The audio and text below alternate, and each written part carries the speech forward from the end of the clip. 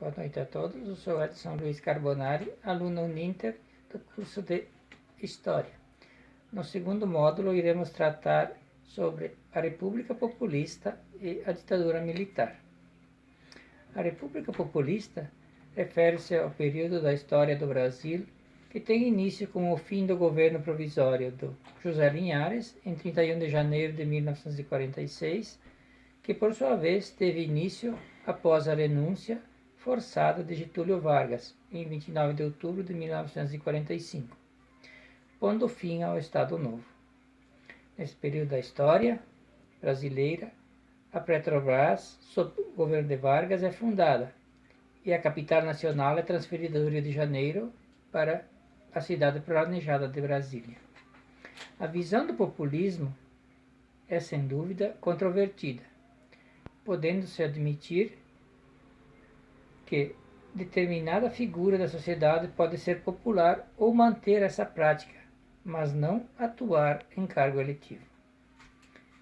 O período que termina em 31 de março de 1964 com o golpe militar de 64, que depôs o então presidente eleito democraticamente, João Goulart. Em 31 de março à noite, o movimento militar eclodiu em Belo Horizonte e espalhou-se rapidamente por todo o Brasil, praticamente sem reação da esquerda. Alguns políticos e líderes críticos ao regime foram presos e optaram pelo exílio, como Goulart, que exilou-se no Uruguai. Era o início da ditadura militar no Brasil. Os anos de 1945 e 1946 foram marcantes para o Brasil. No curto espaço de tempo entre a disposição de Getúlio Vargas, a 29 de outubro de 1945, e a promulgação da nova Constituição, em 18 de setembro de 1946, ocorreram fatos decisivos para a evolução do nosso processo histórico. Em 1945, Getúlio Vargas foi deposto, reinstituindo o pluripartidarismo e as eleições livres. Tomou posse o substituto de Vargas, o ministro José Linhares. Dentre as maiores preocupações do antigo presidente do Supremo Tribunal Federal, ministro José Linhares, estava a realização de novas eleições. Os principais partidos recém-criados, o Partido Social Democrático, PSD, o Partido Trabalhista Brasileiro, PTB, a União Democrática Nacional, a UDN, ao lado de outros menores, como o Partido Comunista do Brasil, PCdoB, indicaram seus candidatos. Em 1946, entrou em vigor uma nova Constituição. A Constituição de 46 e as eleições realizadas em 1946 conduziram ao poder como presidente o general Eurico Gaspar Dutra. Dutra candidatou-se pelo Partido Social Democrático, em coligação com o Partido Trabalhista Brasileiro, e venceu as eleições de 2 de dezembro de 1945,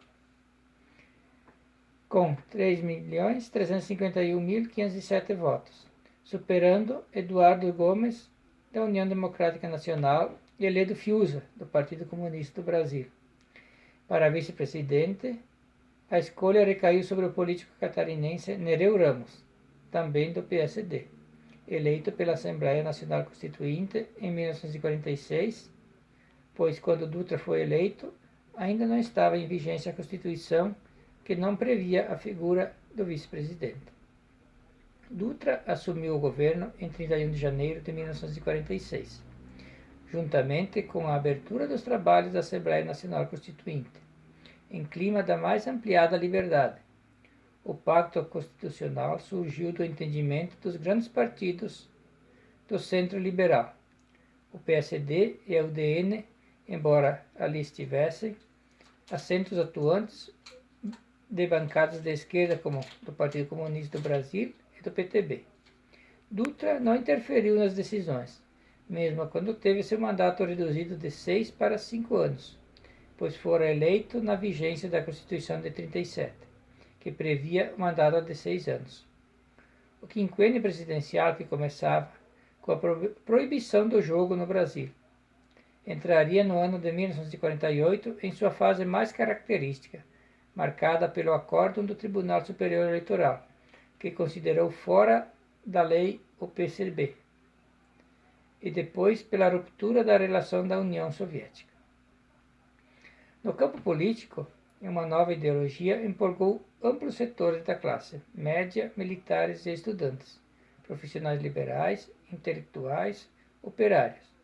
O nacionalismo, cuja expressão mais significativa foi a campanha "O petróleo é nosso", da qual surgiram a lei do monopólio estatal, da prospecção e do refino do petróleo, e a criação do Petróleo é Nosso S.A., Petrobras, em outubro de 1953, em que pese o apoio dos nacionalistas e a defesa do petróleo, e a tendência estatizante do seu governo.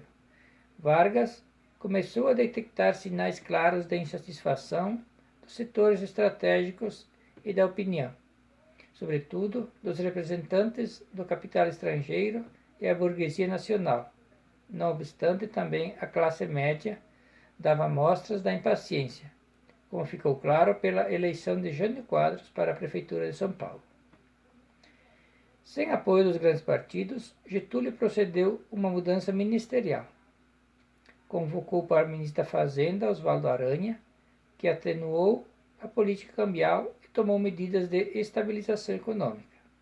E para o trabalho, um jovem político gaúcho, até então desconhecido, João Goulart, que iniciou alianças com o movimento operário em substituição à política populista de Vargas. Porém, Getúlio não conseguiu conduzir tão bem o seu governo. Pressionado por uma série de eventos, em 1954, Getúlio Vargas comete suicídio, dentro do Palácio do Catete. Seu vice-presidente passou a dirigir o país, João Fernandes Campos Café Filho.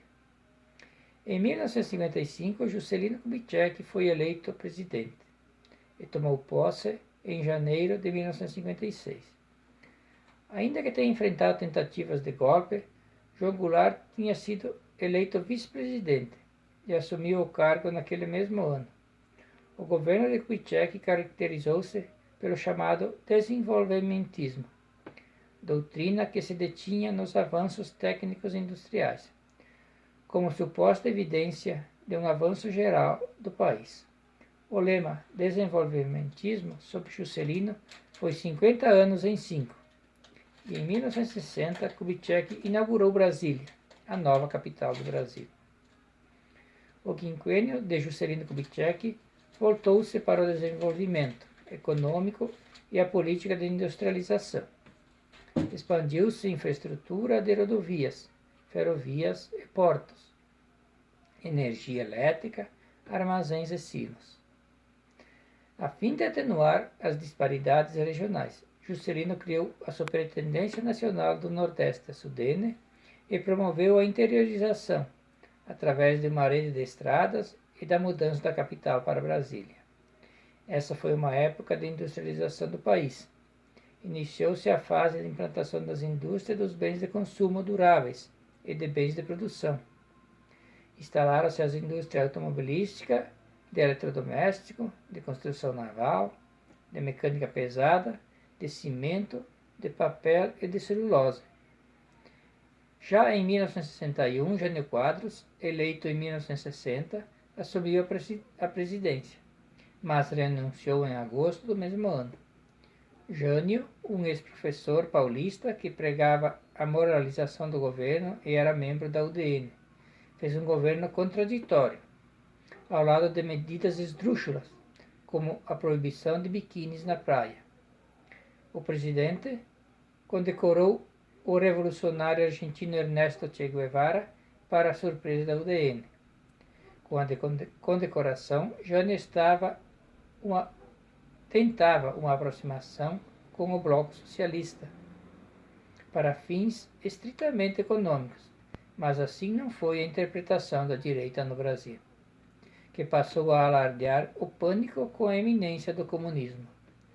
A fórmula adotada por Jânio foi combinar uma política interna conservadora, deflacionista e antipopular, com uma política externa de rompantes independentes para atrair a simpatia da esquerda. muito mais retórica que efetiva essa política, que se notabilizou por ataques à China nacionalista e pela condecoração do líder da Revolução Cubana, Ernesto Che Guevara, acabou por atrair a desconfiança da burguesia e a ira dos militares.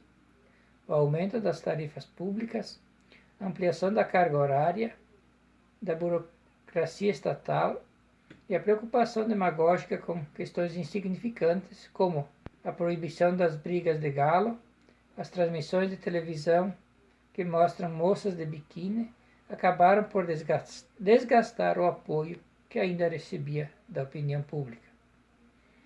Acredita-se que, atualmente, Jânio Quadros tentou promover o autogolpe, ou seja, renunciar para voltar com plenos poderes, apostando que o Congresso não aceitaria a renúncia por causa do vice João Goulart, ligado à esquerda trabalhista.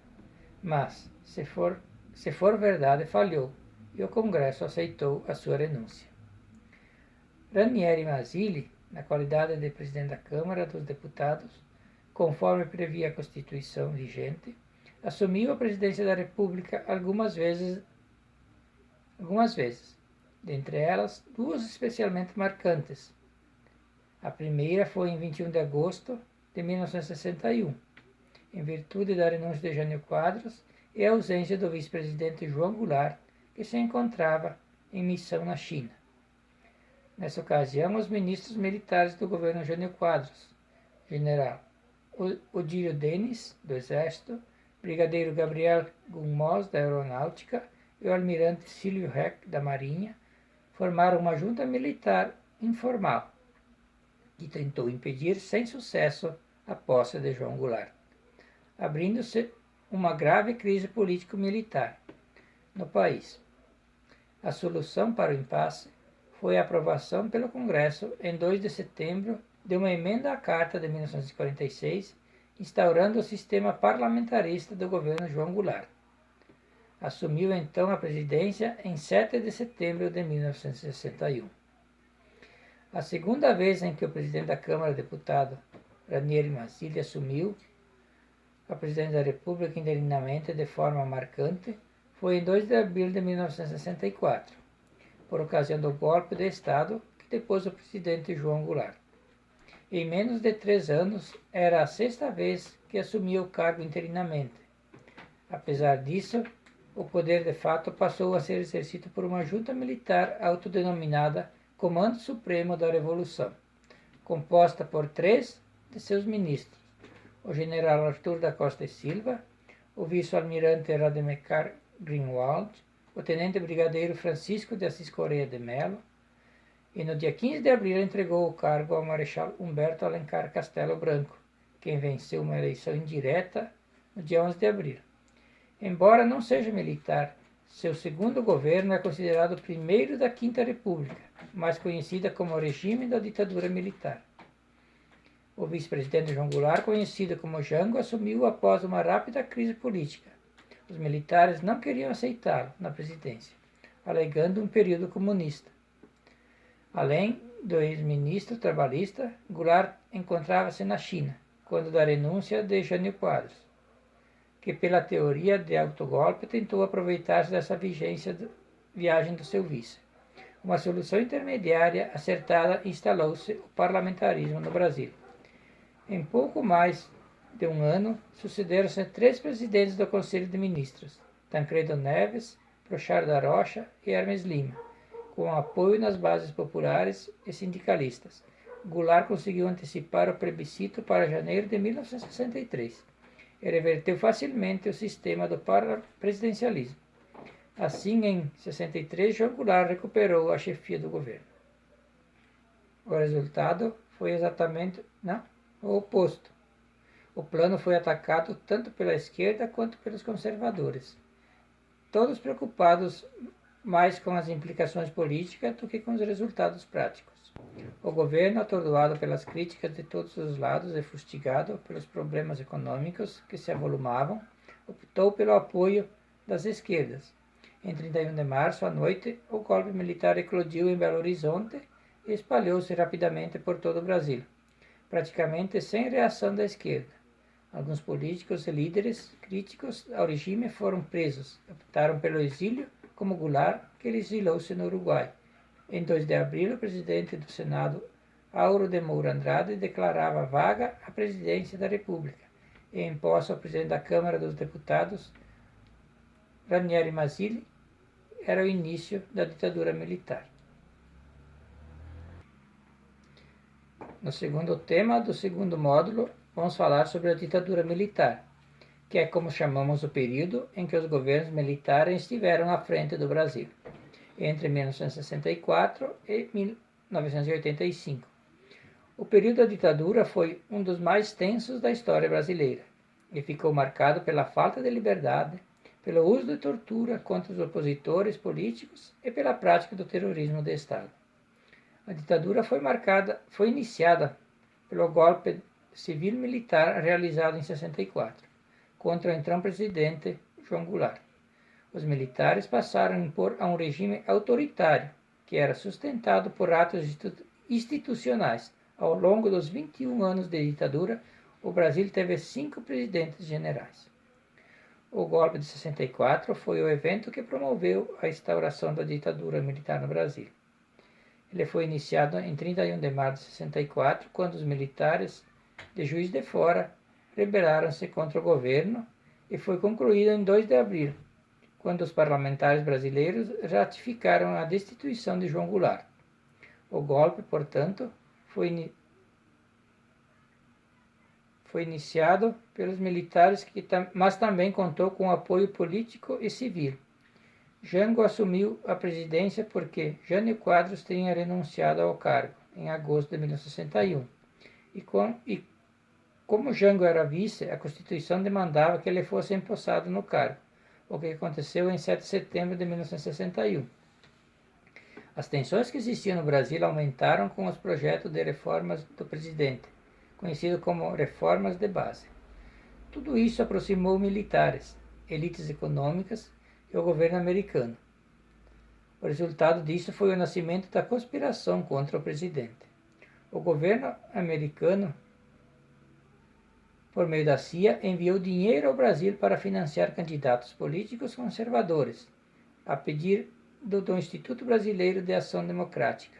Houve também envolvimento extenso da imprensa no golpe, sobretudo dos meios da Rede Democracia, uma associação entre grandes jornais do Brasil que se uniram com o objetivo de tecer críticas a fim de promover o desmoronamento do governo de Jango. Contou com o envolvimento de 3 maiores empresas jornalísticas do Brasil: Globo, Jornal do Brasil e Diários Associados. Politicamente, o governo de João Goulart foi ruim, pois ele demonstrou ser hesitante e não conseguiu capitalizar apoio para promover a reforma agrária. Os resultados dos grupos conservadores ocorreu com a Marcha da Família com Deus pela Liberdade, realizada em São Paulo, e contou com cerca de 500.000 pessoas. A partir daí, o desgaste ostentou-se e dias depois ocorreu o golpe. Em 31 de março de 1964, os militares da 4ª Região Militar de Juiz de Fora iniciaram uma rebelião contra o governo, sob a liderança de Olímpio Mourão Filho. Não houve nenhum tipo de resposta do governo, e a rebelião militar aumentou, consolidaram o golpe e declararam que a presidência do país estava vaga. Isso concluiu o golpe e derrubou João Goulart. Instaurou temporariamente Ranieri Mazzilli como presidente do Brasil, e no dia 9 de abril o primeiro presidente militar da ditadura foi nomeado, o general Humberto Castelo Branco. Os militares também outorgaram o ato institucional número 1, que impunha as primeiras medidas autoritárias da ditadura. Quem governou o Brasil na ditadura militar? Nos 21 anos de ditadura, o Brasil teve 5 presidentes militares, e todos eles foram eleitos indiretamente, isto é, sem participação da população no processo de escolha. O fato de a ditadura militar no Brasil ter tido presidentes e não apenas um ditador, eles queriam apresentar um ar de normalidade. Sendo assim, a normalidade era apenas uma fachada para esconder a real faceta da ditadura, autoritária e violenta. De toda forma, os 5 presidentes foram Humberto Castelo Branco, Arthur Costa e Silva, Emílio Médici, Ernesto Geisel e João Figueiredo. A ditadura militar foi um período de exceção, isto é, um período de repressão dos direitos civis e políticos da população e de concentração de poder nos militares e do grupo que comandava o Brasil. Sendo assim, as prisões arbitrárias, os sequestros, as cassações, as invasões de propriedade, a tortura, os assassinatos de cidadãos, sumiços de cadáveres e até atentados à bomba foram realizados pelo Estado, sempre com a justificativa de combate aos subversivos, aqueles que supostamente ameaçavam o país. Ao longo da ditadura, foram outorgados 19 atos institucionais. O mais famoso deles foi o AI-5, o mais rígido e o responsável por iniciar o período mais rígido da ditadura. Os atos institucionais permitiam ao regime militar cassar mandatos de políticos. Também reprimir o livre pensar, e centenas de publicações de livros foram proibidos, assim como a circulação desses livros. As universidades passaram a ser monitoradas, o movimento estudantil perseguido, e agentes do governo foram infiltrados nos meios universitários para monitorar tudo o que era dito nesses locais. A tortura, um dos maiores horrores cometidos pela ditadura, sem sombra de dúvida, foi a tortura, que foi uma forma de prosseguir e combater os opositores do regime. A tortura acontecia de todas as formas possíveis, e novos estudos sugerem que grande parte das técnicas de tortura foram exportadas do exército francês, que usou nas guerras travadas da Indochina e Argélia. Entre as técnicas utilizadas estão o pau de arara, o uso de choques elétricos e o uso da palmatória. A tortura não era só física, mas também psicológica, pois os presos políticos eram deixados por dias em solitárias. Sofriam ameaças de terem seus familiares lesados, além de seus filhos serem utilizados pelos militares como fonte de informação. Ao todo, especula-se que cerca de 20.000 pessoas foram torturadas pela ditadura no Brasil. Apesar dos 21 anos de ditadura, os militares sempre tiveram de enfrentar uma forte oposição na sociedade. Essa oposição manifestou-se na política, nas artes, no esporte. Desde o começo do regime, manifestações contra os militares aconteceram e foram violentamente reprimidas. Os políticos também se recusaram de punir Márcio Moreira Alves, deputado que chamou as Forças Armadas de velho couto de torturadores. O endurecimento do regime também foi por causa do surgimento da guerrilha armada no Brasil. Foi a forma encontrada por alguns grupos para resistir. 2 nomes destacam-se na luta armada: Carlos Marighella e Carlos Lamarca. A intensa repressão da ditadura aos movimentos armados fez com que desaparecessem em questões de poucos anos. O AI-5, o ato institucional número 5, foi o pior dos AIs, decretados pela ditadura militar.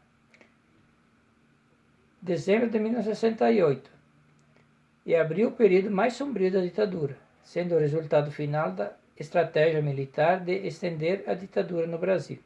O AI-5 concluiu os interesses das Forças Armadas de promover o endurecimento da ditadura e a fase aparentemente democrática.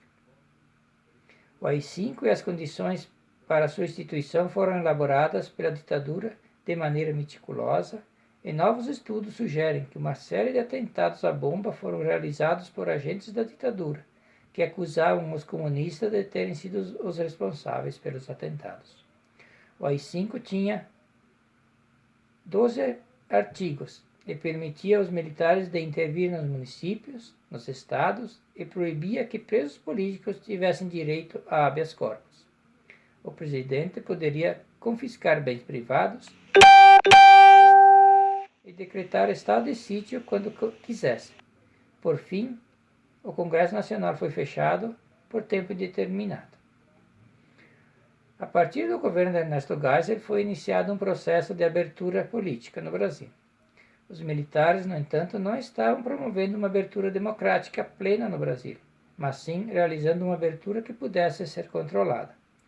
A abertura democrática da ditadura falhou, porque as pequenas concessões realizadas incendiaram a população brasileira. E a luta do regime por um regime verdadeiramente democrático tornou-se intensa em todo o país. Além disso, a economia ruim do país minou grande parte da base de apoio dos militares. Ainda assim, houve reações dos militares. Um caso simbólico é o atentado do Rio Centro, em 1981. Nesta ocasião, militares resolveram realizar um atentado à bomba em um centro de convenções, onde estavam sendo realizados eventos de comemoração do Dia do Trabalhador. Os militares estavam armando uma bomba em um carro quando ela acabou explodindo acidentalmente. A abertura teve como primeiras medidas a revogação do AI-5 e o decreto de anistia que perdoava todos os crimes políticos cometidos durante a ditadura, até 1979. E foi permitida a criação de novos partidos políticos. O fracasso da abertura controlada dos militares consolidou-se durante o governo João Figueiredo. Entre 1983 e 84, a população brasileira engajou-se na campanha das diretas já. Nessa campanha, a população brasileira exigia o retorno do direito de escolher quem seria o presidente do Brasil.